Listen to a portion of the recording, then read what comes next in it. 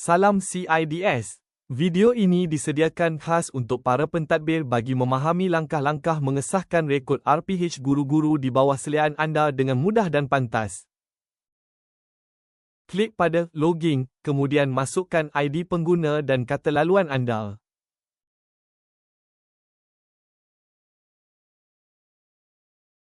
Sila tekan pada menu ERPH dan diikuti dengan butang Buka Rekod.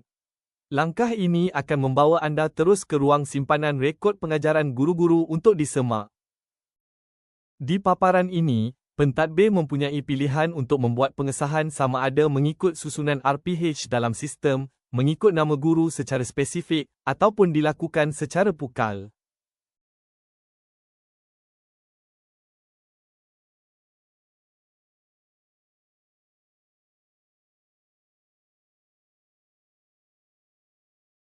Untuk melengkapkan proses tersebut, cara pengesahannya adalah dengan hanya klik pada butang pengesahan yang dipaparkan pada rekod tersebut. Kemudian, sila pilih pada ruangan catatan.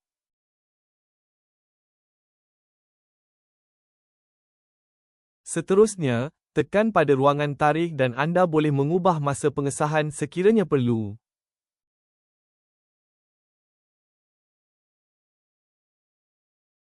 Akhir sekali, sila tekan pada butang mengesah untuk melengkapkan proses. Kini, rekod tersebut telah rasmi disahkan dan nama anda akan terpapar pada RPH guru tersebut. Selamat mencuba.